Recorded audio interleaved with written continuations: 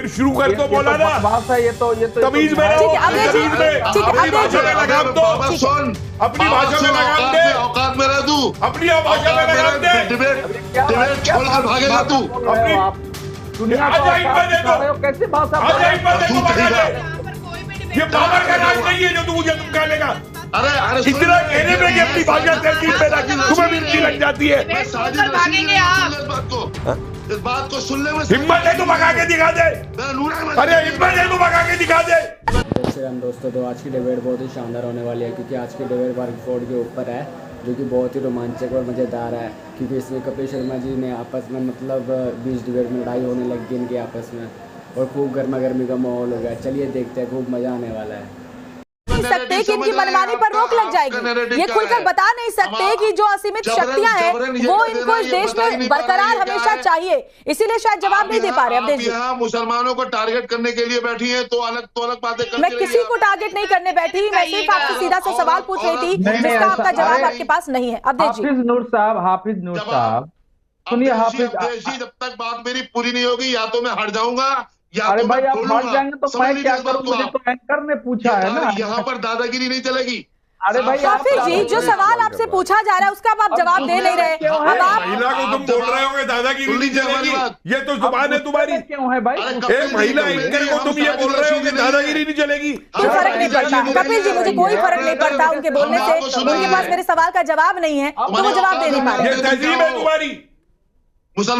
मुसलमान हिंदू नहीं करोगे तुम्हें कोई पहचान भी नहीं पाएगा। किसको कह रहे हैं आप? बहुत बड़े इतिहासकार बनकर के बैठे हो। अरे फिर शुरू कर तो बोला ना भाषा ये तो तमीज में रहो, तमीज में अपनी भाषा में लगाम दो, अपनी भाषा में लगाम दे, औकात में रह तू, अपनी भाषा में लगाम दे, डिबेट छोड़कर भागेगा तू। अपनी दुनिया कैसे भाषा ये पावर का राज नहीं है जो तू मुझे तुम लेगा। अरे इतना कहने में कि अपनी भाषा तहजीब पैदा की तुम्हें मिर्ची लग जाती है। भागेंगे आप इस बात को सुनने में हिम्मत है तो भगा के दिखा दे, अरे हिम्मत है तो भगा के दिखा दे। अरे तू कर दे, क्या करेगा तू यहाँ पर बैठा हुआ? तू मेरा क्या कर लेगा? मैंने इतना कहा कि एंकर से तमीज से बात करें, महिला से। आप प्लीज तुम महिलाओं से ट्रीट करते हो। ठीक है कपिल जी, हाफिज नूर अजहरी जी आप भी शांत रहिए। अवधेश जी, अवधेश जी ठीक है, अवधेश जी आप अपनी बात करिए। आकर के यहाँ पे अवधेश जी आप अपनी बात करिए। ठीक है कपिल जी ठीक। उठ दे, औकात में रह तू। चुप है जिहादी पाकिस्तानी एजेंट।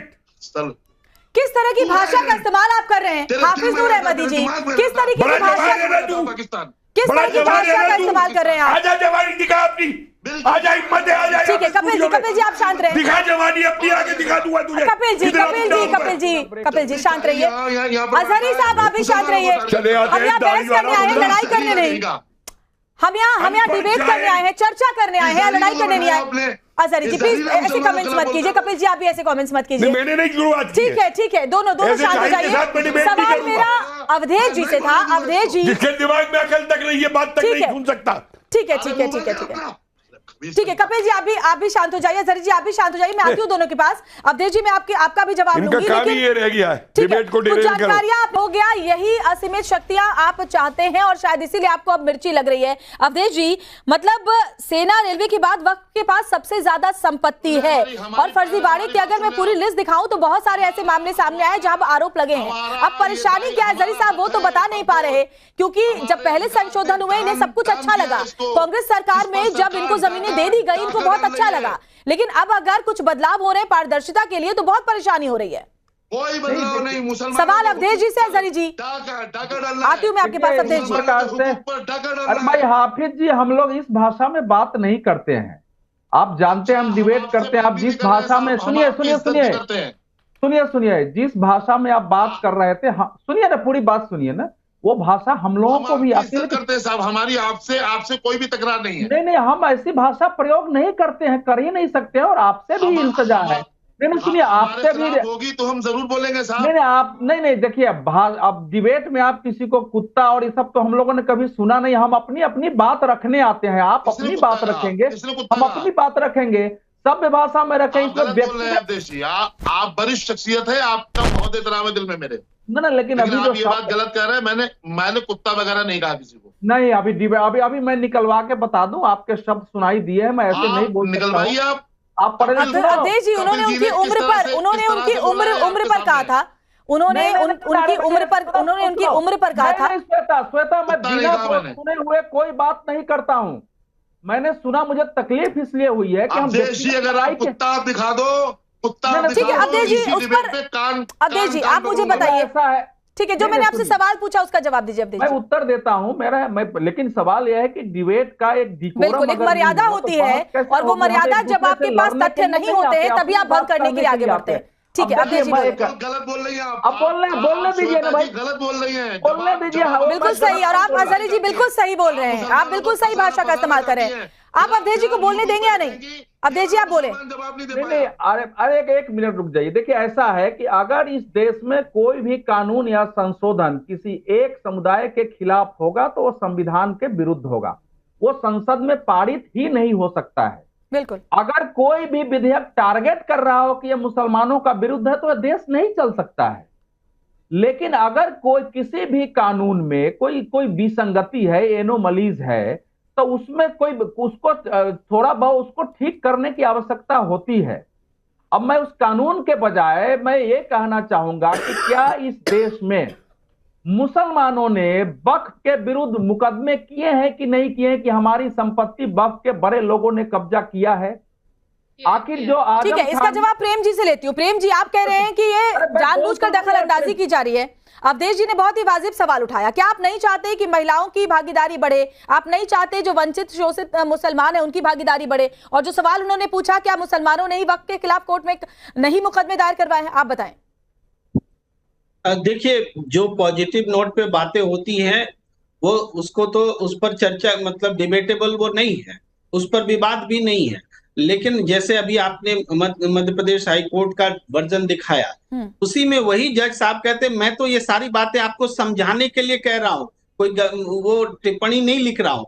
अब देखिए, वो उदाहरण देते हैं कि लाल किला भी में हाथ रख देगा तो क्या वक्त का हो जाएगा।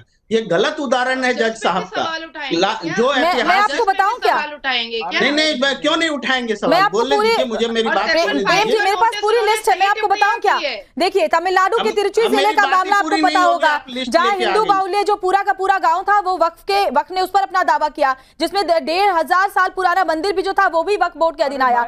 इसके अलावा ताजमहल पर दावा किया गया, आपको पता होगा, जिस पर स्टे लगाया गया। इसके अलावा गुरुद्वारे की जमीन 1947 में बने हुए गुरुद्वारे की जमीन पर वक्फ बोर्ड ने दावा किया।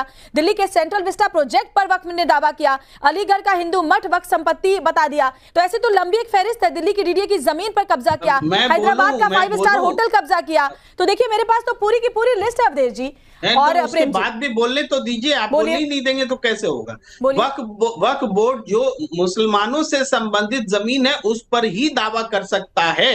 अब इसके अलावा अगर कोई दावा गलत है तो वो न्यायालय की समीक्षा के दायरे में है। ना तो आप अजहरी जी बता पा रहे हैं, ना प्रेम जी आप बता पा रहे हैं कि संशोधन की किस बात से आपको परेशानी है। मैं आती हूँ आपके पास, एक बात मुझे सिंपल बताइए ना, संशोधन की किस बात से परेशानी है? खुद मंशा साफ हो जाएगी। एक बड़ी खबर आ रही है, वक्फ बोर्ड बिल पर अखिलेश यादव का पोस्ट, ये सब संशोधन भी बस एक बहाना है। रक्षा, रेल, नजूल लैंड की तरह जमीन बेचना निशाना है। वक्फ बोर्ड की जमीनें डिफेंस लैंड, रेल लैंड, नजूल लैंड के बाद अब भाजपाइयों के लाभार्थी योजना की श्रृंखला की एकमात्र कड़ी है। भाजपा क्यों नहीं खुलकर लिख देती? भाजपाई हित में जारी इस बात की लिखकर गारंटी दी जाए कि वक्फ बोर्ड की जमीनें बेची नहीं जाएंगी। बीजेपी रियल एस्टेट कंपनी की तरह काम कर रही है, उसे अपने नाम में जनता के स्थान पर जमीन लिखकर नया नामकरण कर देना चाहिए। ये बात अखिलेश यादव ने सोशल मीडिया पर पोस्ट के जरिए लिखी हुई है।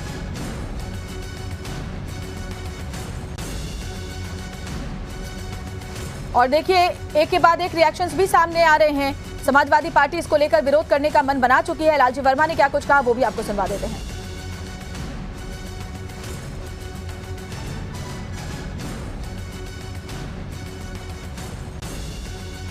सरकार अल्पसंख्यक समाज को, विशेषकर मुस्लिम समाज के साथ उनके अधिकारों को छीनना चाहती है।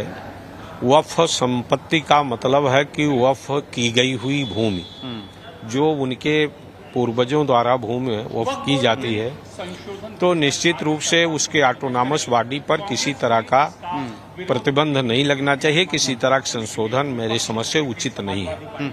सरकार ये कह रही है कि जो वंचित वर्ग है, मुसलमान है, दाऊदी बोहरा है, आगा खानी, उनको कोई प्रतिनिधित्व नहीं था, मुस्लिम महिलाओं को कोई प्रतिनिधित्व नहीं था, वक्फ जो है किसी भी जमीन पर दावा ठोक देती थी और लोग कई सालों तक विवाद चलता था, हम उसको दूर करना चाहते हैं। उनकी मंशा सभी को मालूम है, पूरे देश को मालूम है कि भाजपा की मंशा क्या है। दोस्तों, अगर आपको ये वीडियो अच्छी लगी हो तो वीडियो को लाइक करें, चैनल को सब्सक्राइब करें और कमेंट में प्रभु श्री राम का नाम लिखना ना भूलें। जय जय श्री राम।